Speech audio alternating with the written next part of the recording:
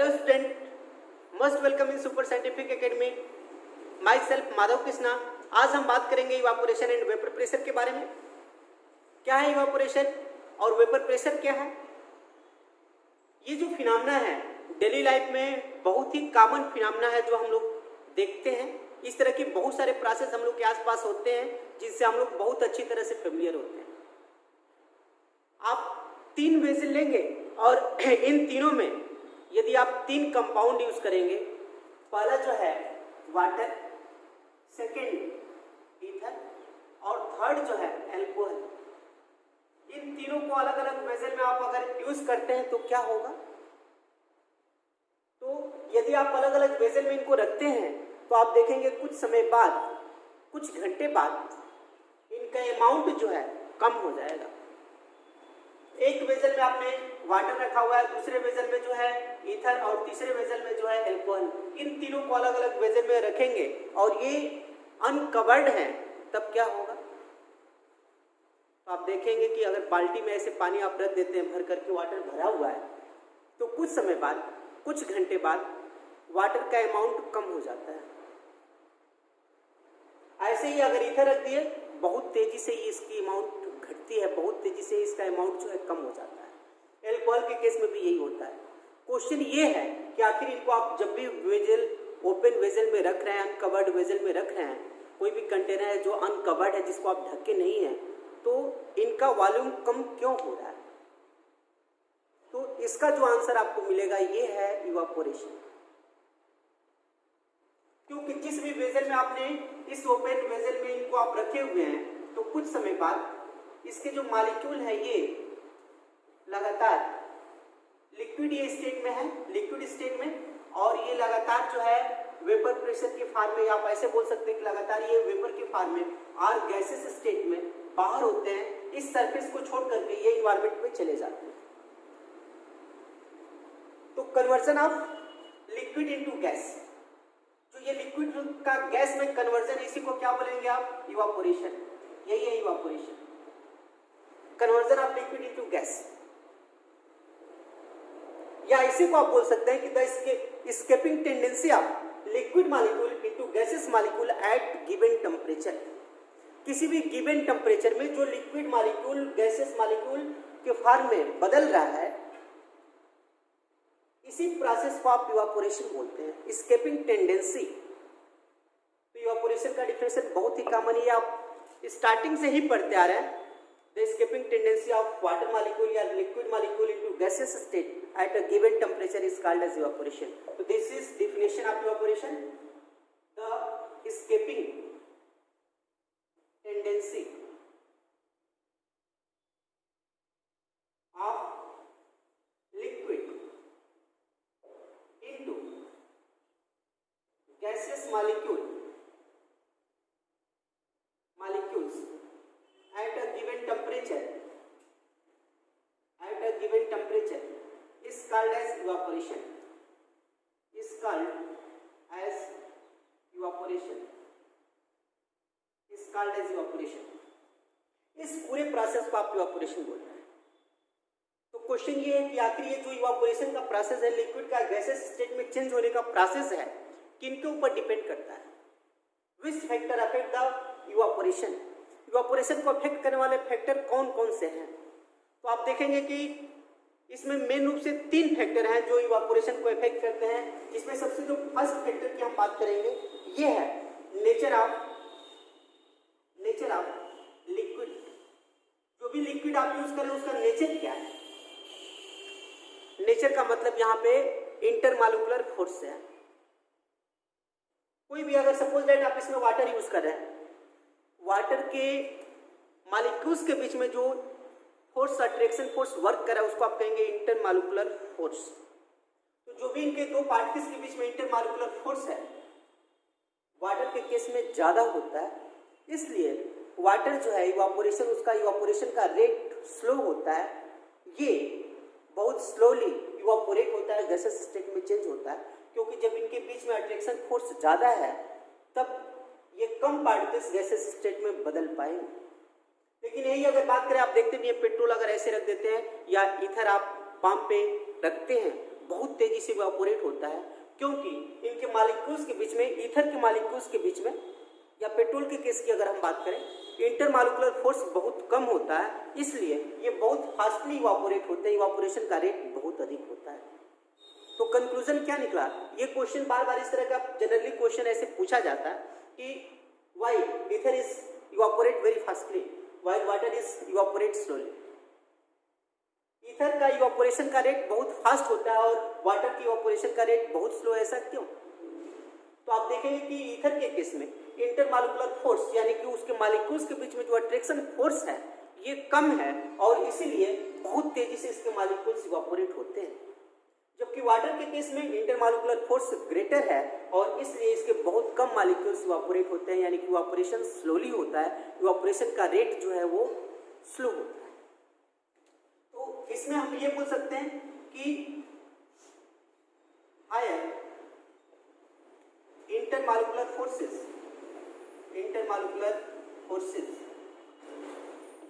evaporation rate is very slow। तो evaporation जो है ये स्लो होगा। दूसरा, लोअर इंटरमॉलिक्यूलर फोर्स अगर वर्क करेगा तब क्या होगा? यदि मॉलिक्यूल्स के बीच में इंटरमॉलिक्यूलर फोर्स जो वर्क कर रहा है ये लोअर है तब क्या होगा? तो लोअर इंटरमॉलिक्यूलर फोर्सेस देन क्या होगा? फास्ट इवापोरेशन, क्योंकि जब इनके बीच का अट्रैक्शन फोर्स कम होगा तो बहुत तेजी से ये इवापोरेट होंगे, इवापोरेशन का रेट बहुत हाई होगा। तो ये फर्स्ट फैक्टर है नेचर ऑफ लिक्विड। तो ये नेचर इवापोरेशन का जो रेट है, ये इवापोरेशन जो है मेन रूप से नेचर ऑफ लिक्विड पे डिपेंड करता है, जो सबसे ज्यादा इफेक्टिंग फैक्टर है। जब भी इनके बीच इंटरमॉलिक्यूलर फोर्स कम होगा ये तेजी से इवापोरेट होंगे और इसी वजह से ईथर जो है बहुत तेजी से इवापोरेट होता है और आपको जब भी पाम पे इसको रखते हैं आपको कूलिंग फील होता है, यानी कि आपको थोड़ा सा बेटर महसूस होता है। गर्मी के दिनों में इवापोरेशन का रेट इसका फास्ट होता है। और अगर वाटर आप यूज कर रहे हैं या एल्कोहल, तो एल्कोहल का भी इसके कंपेरिजन में इंटरमॉलिक्यूलर फोर्स थोड़ा सा ग्रेटर है, इवापोरेशन का rate of alcohol is also lower than ether. अब दूसरे फैक्टर की बात करते हैं, जो सेकंड फैक्टर यहाँ पे है सरफेस एरिया। ये बहुत कॉमन फैक्टर है, इसमें कुछ समझाना ही नहीं है, बहुत इजी पॉइंट ये सरफेस एरिया। आप डेली लाइफ में ऐसा देखते होंगे कि अगर बाल्टी में पानी रखे हुए हैं, सपोज दैट 1 लीटर वाटर है, उसको बाल्टी में आप रख दिया, तब क्या होगा? अगर कुछ घंटे में वो इवापोरेट हो जाता है, इस समय इतना ज़्यादा टेम्परेचर है कुछ घंटे में इवापोरेट हो जाता है, और उसी वाटर को आप यदि फर्श पे ऐसे फेंक देता, इतना ज़्यादा सरफेस एरिया हो गया तो वो तुरंत इवापोरेट हो जाता है, बहुत कम टाइम में पूरा इवापोरेट हो जाता है, क्योंकि सरफेस एरिया बहुत ज़्यादा हो गया। ऐसे ही बहुत सारे केसेस आप देखते होंगे, जब भी क्लॉथेस जो कपड़े हैं जब उसको आप फैलाकर सुखाते हैं बहुत जल्दी सूख जाता है, क्योंकि सरफेस एरिया बहुत ज़्यादा है। और अगर मोड़ करके एक जगह रख दें तब सूखने में बहुत ज़्यादा टाइम लगेगा, क्योंकि जब सरफेस एरिया ज़्यादा होगा इवापोरेशन का रेट भी ज़्यादा होगा, यानी कि this surface area directly proportional to evaporation. जितना ज़्यादा सरफेस एरिया होगा इवापोरेशन का रेट जो है ये भी उतना ही ज़्यादा होगा। तो ये बहुत कॉमन फैक्टर है जो अफेक्ट करता है। और यहाँ पे जो लास्ट फैक्टर की हम बात करेंगे, दिस इज टेम्परेचर। टेम्परेचर पे भी इवापोरेशन का रेट डिपेंड करता है। आप खुद देखते होंगे कि जब विंटर सीजन है, जाड़े का मौसम है, तब इवापोरेशन बहुत स्लो होता है, तभी तो कपड़े सूखने में बहुत ज़्यादा टाइम लगता है। और जब समर सीजन है, गर्मी का मौसम है, टेम्परेचर इतना ज़्यादा होता है कि कपड़े तुरंत सूख जाते हैं, क्योंकि जो भी वाटर उसमें है बहुत तेज़ी से वेपर फॉर्म में कन्वर्ट हो जाता है, गैसेस स्टेट में बदल जाता है। यानी कि जब टेम्परेचर ज़्यादा है, गर्मी का मौसम है, तो इवापोरेशन बहुत तेज़ी से हो रहा है, और वही टेम्परेचर कम है तो इवापोरेशन जो है स्लो हो रहा है। यानी कि टेम्परेचर पे भी इवापोरेशन डिपेंड करता है। तो evaporation is also directly proportional to temperature. जितना ज़्यादा टेम्परेचर होगा इवापोरेशन का रेट उतनी ही ज़्यादा होगी, इवापोरेशन उतना ही फास्ट होगा। तो ये कुछ कॉमन फैक्टर है जो इवापोरेशन को इफेक्ट करते हैं। अब हम नेक्स्ट टॉपिक की बात करते हैं, वेपर प्रेशर क्या है। तो जब आपने कोई भी लिक्विड यूज किए थे और वेपन ये जो है ओपन वेजल में था, अनकवर्ड था, तो इसके मॉलिक्यूल बहुत तेजी से इन्वायरमेंट में जा रहे थे, गैसेस स्टेट में चेंज हो रहे थे, जिसको आप करे थे इवेपोरेशन। लेकिन इस प्रोसेस को थोड़ा सा हम चेंज करते हैं। यहाँ पे जो हम यूज कर रहे हैं, इस वेजल में जो भी आप सब्सटेंस जो भी लिक्विड यूज कर रहे हैं, सपोज दैट वो कवर्ड है, उसको आपने क्लोज्ड वेजल में कर दिया, तब क्या होगा? ये जो आपका वेजल था ओपन था, अब इसको हमने क्लोज कर दिया, क्लोज वेजल में हो गया, तब क्या होगा? उसी टेम्परेचर पे इस लिक्विड के, सपोज दैट एल्कोहल है, ईथर है, वाटर, कोई भी लिक्विड है, तो this is present in liquid state. क्या होगा? कुछ इसके पार्टिकल्स जो हैं ये गैसेस स्टेट में बदलेंगे, वेपर के फॉर्म में बदलेंगे, और वो वेपर के फॉर्म में देखिए यहाँ पे आ गया गैसेस स्टेट। इस केस में अगर बात हम करें तो चूंकि ये कवर्ड है इसलिए इसके मॉलिक्यूल बाहर नहीं जा पाएंगे, तब क्या होगा?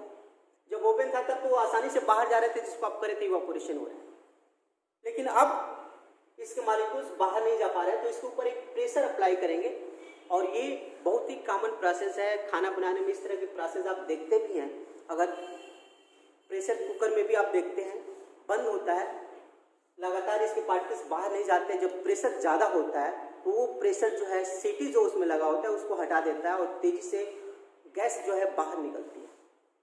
लेकिन इसी तरह से अगर हम बात करें तो ये लिक्विड जो है गैसेस स्टेट में बदल रहा है, ये कवर्ड है, तब क्या होगा? लगातार ये लिक्विड वेपर में बदलेगा, गैसेस स्टेट में बदलेगा, और जब मैक्सिमम पार्टिकल्स गैसेस में बदल जाएंगे तब इसके कुछ पार्टिकल्स अब धीरे धीरे ये लिक्विड स्टेट में भी बदलने लगेंगे। तो जब लिक्विड गैस में बदल रहा है तो इस प्रोसेस को आप क्या बोल रहे हैं? This is called as evaporation. And just reverse process of इसका जो रिवर्स प्रोसेस है वो क्या है? जब गैस लिक्विड में बदलेगा, जब उसका टेम्परेचर कम हुआ लिक्विड में बदलने लगा, तो इसको आप क्या बोलते हैं? Condensation. This is called as condensation. तो आप देखेंगे स्टार्टिंग में ये लिक्विड बहुत तेजी से गैसेस स्टेट में बदल रहा है। सपोज दैट वाटर है, उसको आपने हीट किया, टेम्परेचर उसका आपने इंक्रीज कर दिया, वाटर के पार्टिकल्स बहुत तेजी से गैसेस स्टेट में बदलने लगे। लेकिन कुछ समय बाद ये पार्टिकल्स अब धीरे धीरे कूल होकर के इस लिक्विड स्टेट में कन्वर्ट हो गए, जिसको आप कह रहे हैं कंडेंसेशन। तो स्टार्टिंग में इवेपोरेशन का रेट बहुत अधिक होता है, उसके बाद कंडेंसेशन का रेट अधिक होने लगता है। एक ऐसा टाइम आएगा कि इवेपोरेशन का जो रेट है, evaporation rate equal to condensation rate, ये कंडेंसेशन रेट के बराबर हो गया। यानी कि अब जितनी तेजी से ये लिक्विड इस गैस में बदल रहा है, उतनी तेजी से गैस भी लिक्विड स्टेट में कन्वर्ट हो रहा है, दोनों का रेट बराबर हो गया। इसको आप कहेंगे this is in equilibrium state. ये जो है ये इक्विलिब्रियम स्टेट है। इसको आप 11th क्लास में भी पढ़े हुए इक्विलिब्रियम स्टेट के बारे में। जब दोनों का रेट बराबर हो गया, जितनी तेजी से ये इवेपोरेट हो रहा है उतनी तेजी से कंडेंसेशन भी हो रहा है, दोनों का रेट बराबर हो गया, तो इसको आप कहेंगे इक्विलिब्रियम। इस इक्विलिब्रियम के समय जितना भी इसके ऊपर ये वेपर प्रेशर अप्लाई कर रहा है, क्योंकि जिस भी बर्तन से आप कवर किए होंगे उसके ऊपर लगातार प्रेशर लगाएगा, तो इसको आप कहेंगे वेपर प्रेशर। क्या आप इसका डेफिनेशन बना वेपर प्रेशर का? The pressure exerted by vapour eight given temperature in equilibrium is called as vapor pressure। तो ये वेपर प्रेशर है इसका। The pressure exerted by vapor is called as vapor pressure। बहुत ही कॉमन, देखिए pressure जो vapour के द्वारा अप्लाई हो रहा है उसको कहेंगे वेपर प्रेशर। कब? इक्विलिब्रियम के फॉर्म में। तो जब भी ये वेपर प्रेशर अगर आपको फाइंड करना होगा तो आप ऐसे लिख सकते हैं इसका definition, the pressure exerted by vapor in equilibrium at given temperature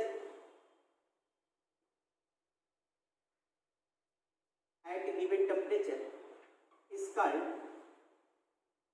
as vapor pressure। इसी को आप वेपर प्रेशर बोलते हैं, यही है वेपर प्रेशर। कैसे पता चलेगा ये वेपर प्रेशर?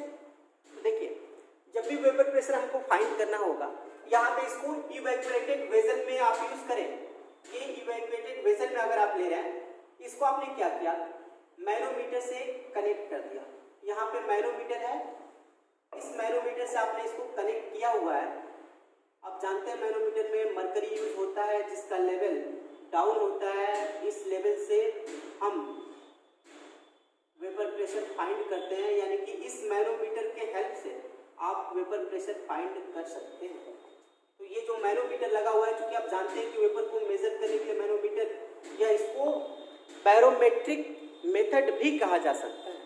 यहाँ पे आप बैरोमेट्रिक मेथड भी यूज करके इसका वेपर प्रेशर फाइंड कर सकते हैं, यानी कि जब भी वेपर प्रेशर फाइंड करना होगा तो मैनोमीटर के हेल्प से इसका जो भी इसमें मरकरी फिलअप है, इसका लेवल जो है कितना डाउन हुआ, इससे हम पता कर सकते हैं कि कितना प्रेशर अप्लाई किया।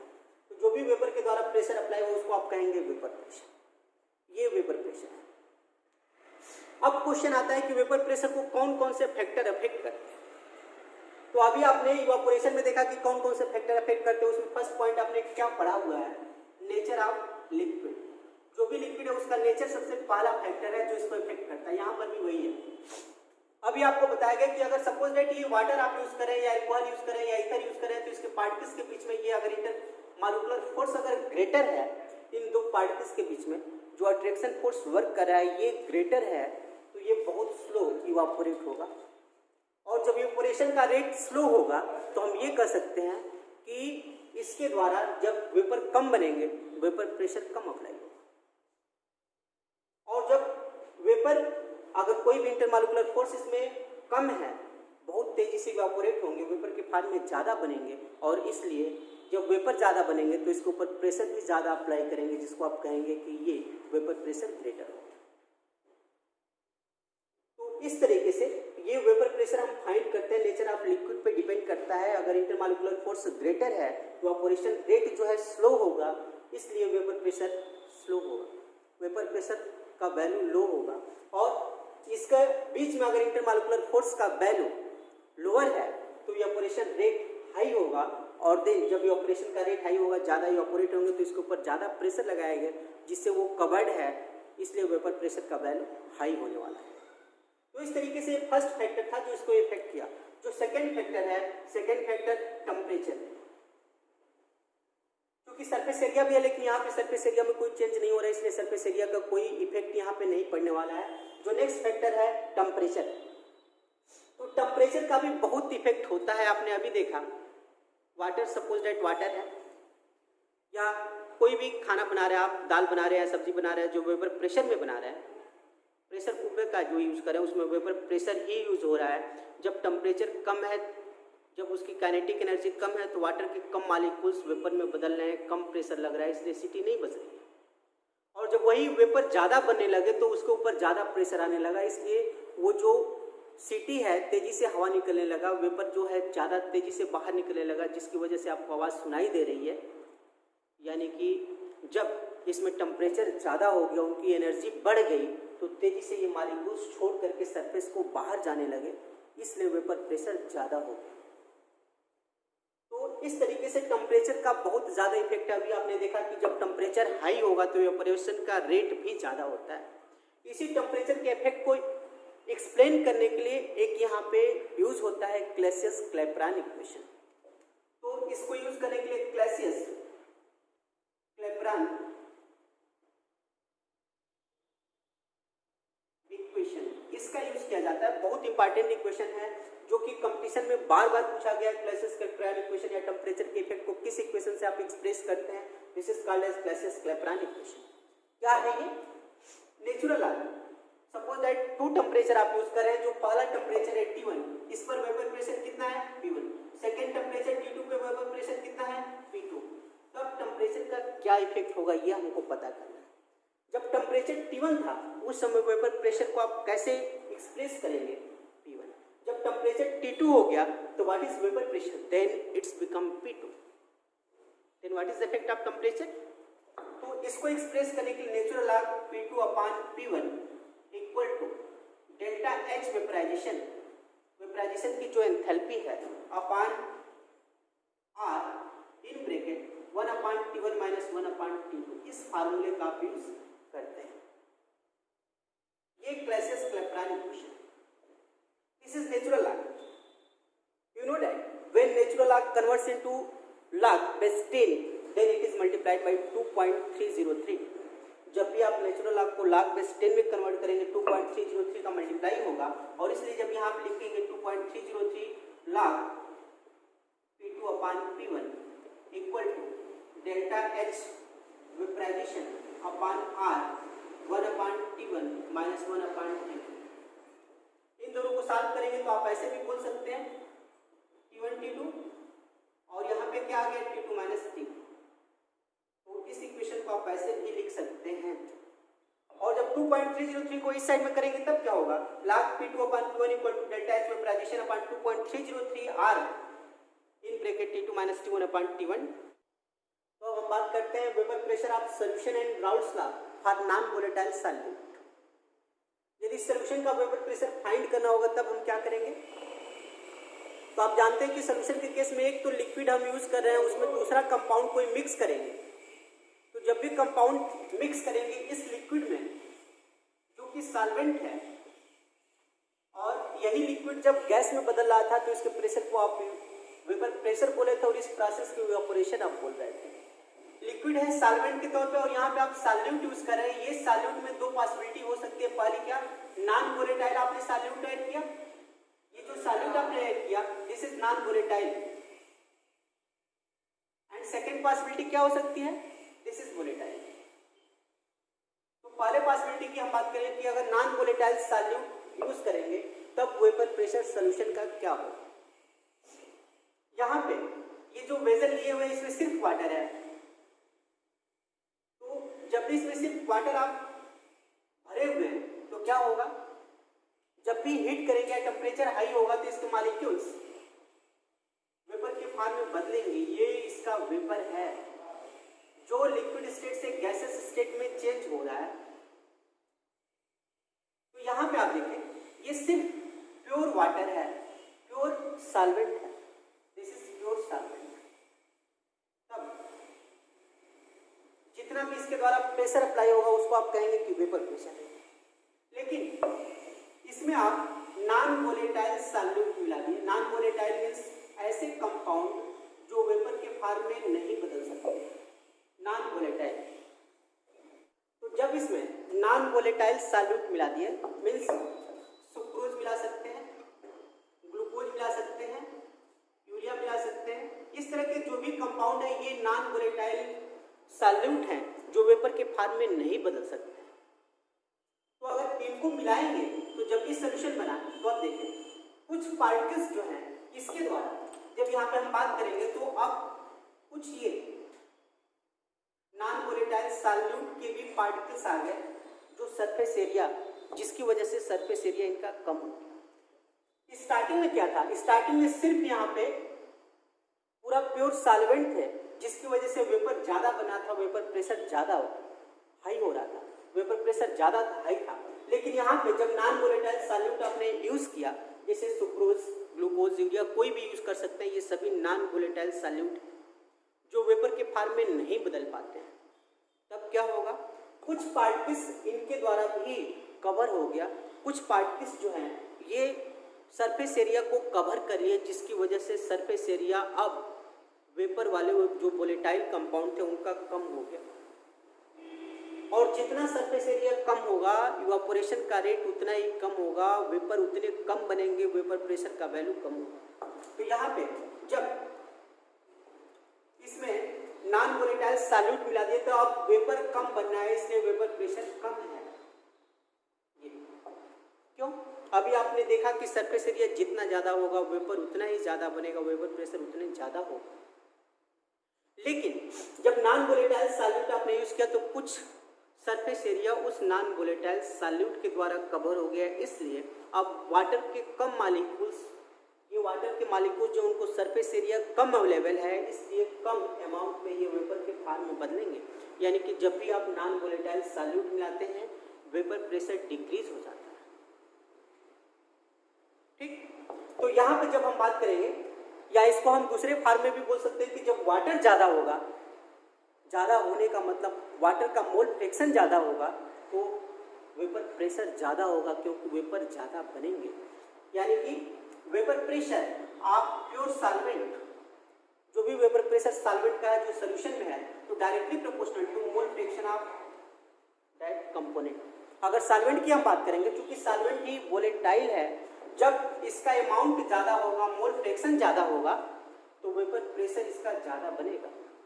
Means vapour pressure is directly proportional to mole fraction of that component. ठीक, तो यहाँ पे अगर इक्वल करेंगे तो क्या आएगा, P1 इक्वल टू X1 या Chi1 P0।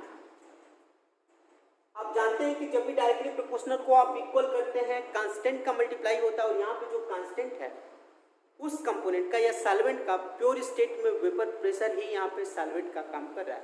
तो ये क्या है, vapour pressure in pure state, pure state में वेपर प्रेशर है। यदि हम बात करेंगे सॉल्यूशन का, तो सॉल्यूशन का वेपर प्रेशर किसके डायरेक्टली प्रोपोर्शनल होगा, तो आप कहेंगे कि सॉल्यूशन का वेपर प्रेशर जो है ये, क्योंकि सॉल्यूट इज नॉन वोलेटाइल, और जब नॉन वोलेटाइल है तो उसके द्वारा कोई प्रेशर नहीं होगा, क्योंकि जब वेपर में बदल ही नहीं रहा है तो यहाँ पे जाके कैसे प्रेशर जनरेट करेगा, यानी कि इसके द्वारा कोई प्रेशर जनरेट नहीं हुआ है। इसलिए जब भी हम सॉल्यूशन का भी वेपर प्रेशर फाइंड करेंगे, vapour pressure of solution, vapour pressure of solution किसके बराबर होगा, ये वेपर प्रेशर ऑफ सॉल्वेंट, क्योंकि जो सॉल्यूट है ये नॉन वोलेटाइल है, उसके द्वारा कोई प्रेशर अप्लाई हो ही नहीं रहा है, इसलिए जो सॉल्वेंट का वेपर प्रेशर है वही सॉल्यूशन का भी वेपर प्रेशर होगा।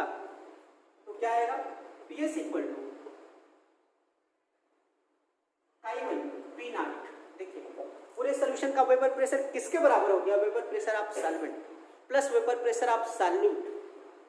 क्योंकि सॉल्यूट नॉन वोलेटाइल है, उसके द्वारा कोई वेपर प्रेशर नहीं है, इसलिए उसका वैल्यू 0 है, तो यहाँ पे आ गया PS equal to Chi1 P0। इसको आप ऐसे लिखेंगे PS upon P0 equal to Chi1, ऐसे आप लिख सकते हैं इसको। तो यहाँ पे देखिए PS upon P0 equal to Chi1, अगर 1 में से इसको माइनस करेंगे तब क्या आएगा, इस इक्वेशन को, equation first, suppose that this is equation first, then 1 में से इसको सब्सट्रैक्ट करेंगे, क्या आएगा, 1 minus PS upon P0 equal to 1 minus Chi1।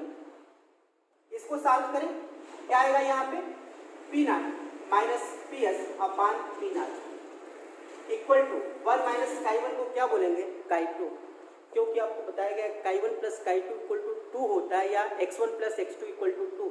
Mole fraction अगर दो कंपोनेंट है, दोनों का मोल फ्रैक्शन 1 के बराबर होता है, इसलिए 1 minus Chi1 equal to Chi2, this is Chi2। तब क्या है यहाँ पे, इसको आप क्या बोल सकते हैं, this is called as relative lowering in vapour pressure. ये relative lowering in vapour pressure है, किसके इक्वल है ये, mole fraction of solvent.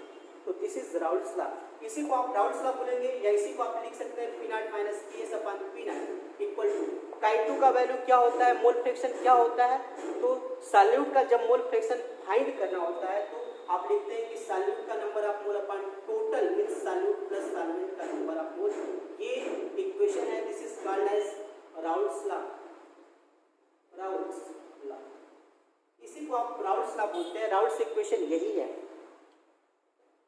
This is called as relative lowering in vapour pressure, this is relative lowering in vapour pressure, means what is Raoult's law, relative lowering of vapor pressure is equal to mole fraction of solute when non-volatile solute is used in solution। ये Raoult's law है पूरा, इसका ये derivation है Raoult's law को कैसे आप derive किए। तो चूंकि यहाँ पे जो है आपने देखा कि जितना ज़्यादा वाटर होगा, जितना ज़्यादा सॉल्वेंट होंगे, उतना ही ज़्यादा उसका प्रेशर अप्लाई होगा। यहाँ पे इसके अमाउंट का मतलब है मोल फ्रैक्शन, क्योंकि हम कंपैरिजन में ले रहे हैं, जितना ज़्यादा सॉल्वेंट का मोल फ्रैक्शन होगा उतना ज़्यादा वेपर प्रेशर। तो जब डायरेक्टली प्रोपोर्शनल को इक्वल करेंगे तो यहाँ पे ये आ गया कांस्टेंट का मल्टीप्लाई, और कांस्टेंट है P0, यानी कि प्योर स्टेट में वेपर प्रेशर, सॉल्वेंट का प्योर स्टेट में वेपर प्रेशर। तो ये बन गया।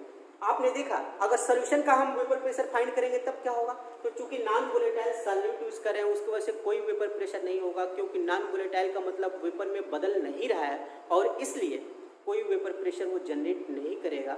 Means vapour pressure of solution equal to vapour pressure of solvent. और सोल्यूशन के वेपर प्रेशर को आप क्या लिखेंगे, PS, vapour pressure of solution, S means solution, solution का वेपर प्रेशर, ये इसके इक्वल है। तो PS upon P not equal to Chi1, ठीक है। अब देखिए इसको हम relative lowering in vapour pressure क्यों बोल रहे हैं, क्योंकि स्टार्टिंग में प्योर सॉल्वेंट का वेपर प्रेशर कितना है, प्योर सॉल्वेंट का है P नॉट। जब इसमें आपने नॉन वोलेटाइल सॉल्यूट मिला दिया, वेपर प्रेशर कम हो गया, क्योंकि वेपर अब कम बनना है इसलिए वेपर प्रेशर कम। वो किसका है, सोल्यूशन का, vapour pressure of solution. Means this is vapour pressure of pure solvent and this is vapour pressure of solution. तो अगर पहले से ये कम हो गया, डिक्रीज हो गया, तो इसके डिक्रीज होने को क्या बोलेंगे आप, लोअरिंग इन वेपर प्रेशर। इसको आप बोलते हैं वेपर प्रेशर का लोअरिंग, क्योंकि पहले वेपर प्रेशर ज्यादा था, बाद में जब नॉन वोलेटाइल सॉल्यूट आपने ऐड किया, वेपर प्रेशर कम हो गया, it is called as lowering in vapour pressure. ये वेपर प्रेशर का लोअरिंग है। और अगर P नॉट के कंपैरिजन में आप लेते हैं तो ये क्या होगा, रिलेटिव लोअरिंग, क्योंकि जो मेन है, जो मेन कंपोनेंट है जिसकी वजह से वेपर प्रेशर है, उसके कंपैरिजन को ही आप क्या बोल रहे हैं, रिलेटिव। तो relative lowering in vapour pressure, तो this is lowering in vapour pressure. और जब इसी को आप लिखेंगे P not minus PS upon P naught, तो इसको आप कहेंगे this is relative lowering in vapour pressure. तो यही राउल्स लॉ प्राप्त हो कि relative lowering in vapour pressure is equal to mole fraction of solute when non volatile solute used in solution. ये आपका राउल्स लॉ है। तो राउल्स लॉ बहुत इंपॉर्टेंट है, बार बार पूछा जाता है राउल्स लॉ। बहुत सारे न्यूमेरिकल प्रॉब्लम भी इस पे बेस्ड आएंगे। तो न्यूमेरिकल प्रॉब्लम को कैसे सॉल्व करना होगा, बहुत सारे न्यूमेरिकल प्रॉब्लम नेक्स्ट वीडियो में सॉल्व करके आपको बताएंगे। यहाँ पे जो भी प्योर स्टेट में होगा, सॉल्वेंट का होगा, उसको P नॉट लिखेंगे। जो नॉन वोलेटाइल सॉल्यूट मिला दिया तब जो प्रेशर बना उसको क्या कहेंगे, वेपर प्रेशर ऑफ सोल्यूशन, क्योंकि जब नॉन वोलेटाइल सॉल्यूट मिला दिया तो वो पूरा सोल्यूशन बन गया। और ये relative lowering in vapour pressure, this is mole fraction of solute which is equal to number of mole of solute upon total number of mole. तो इस तरीके से ये राउल्स लॉ पूरा आपका कंप्लीट हो। तो राउल्स लॉ में relative lowering of vapour pressure is equal to mole fraction of solute, this is Raoult's law. कैसे इसको डिफाइन कर सकते हैं, the relative lowering of vapour pressure, the relative lowering of vapour pressure is equal to mole fraction of solute in non volatile solute used in solution, non volatile solute used in solution. तो ये जो है आपका Raoult's law. तो Raoult's law में आपने ये पढ़ा, relative lowering in vapour pressure is equal to mole fraction of solute P not minus PS upon P not, this is relative lowering in vapour pressure. What is Chi2 और mole fraction of solute क्या होता है, number of mole of that component upon total number of mole. Means जितना ज्यादा आप non volatile solute मिलाएंगे, vapour pressure का lowering, this is lowering in vapour pressure, lowering in vapour pressure, this is mole fraction of solute. तो हम ये बोल सकते हैं कि जितना ज्यादा आप नॉन वोलेटाइल सॉल्यूट मिलाएंगे, उसका मोल फ्रैक्शन जितना ज्यादा होगा, वेपर प्रेशर का रिलेटिव जो लोअरिंग है उतनी ही ज्यादा होगी, रिलेटिव लोअरिंग उतनी ही ज्यादा होगी। और ये डेली लाइफ के एग्जाम्पल में भी देखा जाता है। जैसे आप पानी वाटर रखे हुए हैं, वाटर को बॉईल कर दिया, बहुत तेजी से वेपर बन रहा है, आपने क्या किया, उसमें थोड़ा सा शुगर मिक्स कर दिया, आप देखेंगे वेपर बनने का रेट पहले से कम हो गया। और जब वेपर कम बनेगा तो वेपर प्रेशर भी कम होगा, यानी कि रिलेटिव लोअरिंग में वेपर प्रेशर कम होगा। और आपने और चीनी मिला दिया, शुगर जो है और ज़्यादा मात्रा में, जो ज़्यादा अमाउंट में मिक्स कर दिया, तब क्या हुआ, वेपर बनना और भी कम हो गया, वेपर अब बहुत कम बन रहा है। यानी कि रिलेटिव लोअरिंग और भी कम हो गया जितना ज़्यादा हम शुगर मिलाते जा रहे हैं। और शुगर मिक्स कर दिए तब क्या हुआ, वेपर बनना बहुत कम हो गया। यानी कि जितना ज़्यादा हम सॉल्यूट का नंबर आप मोल मिक्स कर रहे हैं, मोल फ्रैक्शन जितना ज़्यादा यूज़ कर रहे हैं उतना ही रिलेटिव लोअरिंग में वेपर प्रेशर कम हो रहा है। क्योंकि जब वेपर प्रेशर कम होगा तो रिलेटिव लोअरिंग में वेपर प्रेशर भी कम होगा। इसमें देखिए जितना वेपर प्रेशर कम होगा डिवाइड करने के बाद उतना ही इसका वैल्यू कम आएगा, मीन्स डायरेक्टली प्रोपोर्शनल। तो जो राउल्स लॉ है बहुत ही इजी है। आप कॉमन कोई भी एक एग्जांपल अगर यूज़ करेंगे तो ये भूलना नहीं है, नहीं इसमें कुछ याद करना है। जितना आप वाटर हीट करें, बॉईल करें, उसको बहुत ज़्यादा वेपर बनना है। आप उसको हटा करके थोड़ा सा शुगर मिक्स कर दिए, वेपर बनना पहले से कम हो गया। शुगर क्या है, नॉन वोलेटाइल सॉल्यूट, क्योंकि शुगर तो वेपर के फॉर्म में कन्वर्ट नहीं हो रहा है। और ज़्यादा आपने शुगर मिक्स कर दिया, वेपर बनना और भी कम हो गया। यानी कि जो रिलेटिव लोअरिंग वेपर प्रेशर का है वो मोल फ्रैक्शन ऑफ सॉल्यूट के इक्वल है। यही है राउल्स लॉ। तो अगर आप एग्जाम्पल लेके देखेंगे तो कभी भी जिंदगी में इसको नहीं भूल सकते हैं। इसको कोई याद करने की जरूरत ही नहीं है, बहुत ही कॉमन सेंस का आप यूज कर रहे हैं। तो अब हम बात करें next topic, Henry law versus Raoult's law और special cases of Raoult's law. क्या है ये? हेनरी लॉ में आप क्या पढ़े हुए हैं? Partial pressure directly proportional to mole fraction of that component. Suppose that ये 1 है, ये भी 1। अगर इसको आप 2 मानेंगे तो क्या आप लिख रहे थे इसके लिए कि P1 equal to KH/1। Basically ये जो रूल था ये गैसेस के लिए था, जो गैसेस एब्जॉर्ब हो रहे हैं उनके लिए था। तो उसमें आप गैसेस के लिए कोई भी यहाँ पे यूज करें directly proportional to. Suppose that this is B, this is sky B। क्या आ गया? PB equal to this is Henry law. इसको आप क्या बोलते थे? Henry law. और यही राउल्स लॉ में आप क्या पढ़े हुए हैं? Partial pressure directly proportional to mole fraction of solvent. तो जब इसको इक्वल करेंगे तब क्या होगा? P1 equal to P0/1। This is Raoult's law. Raoult's law इसको आप कहेंगे राउल्स लॉ। इन दोनों में क्या सिमिलरिटी है इसके बारे में बात करेंगे। What is similarities between Raoult's law and Henry law. तो फर्स्ट आप देख रहे हैं कि प्रेशर जो है ये मोल फ्रैक्शन के डायरेक्टली प्रोपोर्शनल है। तो पहली सिमिलरिटी है pressure is directly proportional to mole fraction. This is first similarity. Second में क्या है? Both are allowed for volatile component. दोनों वोलेटाइल कंपोनेंट के लिए हैं। तो both are allowed for volatile components. This is similarities between Raoult's law and Henry law. अब दोनों के बीच डिफरेंस क्या है ये बात करें डिफरेंसेस का। तो आप देख रहे हैं दोनों का कांस्टेंट में डिफरेंस है। हेनरी लॉ के लिए कांस्टेंट है, हेनरी कांस्टेंट जिसको कहा जाता है, जो हर एक गैसेस के लिए अलग अलग वैल्यू होता है, जो टेम्परेचर और गैसेस के नेचर पे डिपेंड करता है। ये क्या है? Vapour pressure in pure state of solvent. ये प्योर स्टेट सॉल्वेंट का है, उसका वेपर प्रेशर है। तो पहला जो डिफरेंस है ये क्या है? कांस्टेंट। डिफरेंसेस इन कांस्टेंट, दोनों के कांस्टेंट में डिफरेंस है। दूसरे की बात करें हेनरी लॉ, ये सॉल्यूट के लिए है, जबकि आप देख रहे हैं कि जो राउल्स लॉ है वो सॉल्वेंट के लिए यूज किया जाता है। तो हेनरी लॉ जो है ये सॉल्यूट के लिए बेसिकली यूज किया जाता है, जबकि राउल्स लॉ जो है ये सॉल्वेंट के केस में यूज आप करते हैं। तो ये सेकेंड इसका डिफरेंस हो गया कि Henry law allowed for solute of solution, while Raoult's law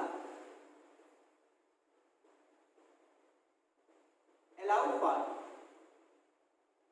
solvent of non-volatile solution।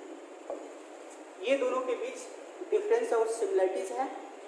तो हेनरी लॉ और राउल्ट्स लॉ में क्या डिफरेंस है, क्या सिमिलरिटी है, बहुत इंपॉर्टेंट टॉपिक ये है, बहुत इंपॉर्टेंट पॉइंट है, बार बार आपके एग्जाम में पूछा गया है और कंपटीशन में भी इस तरह के बहुत सारे ऑप्शन दे करके इसे क्वेश्चन एराइज होते हैं। तो thanks for watching video, please like, subscribe and share this video.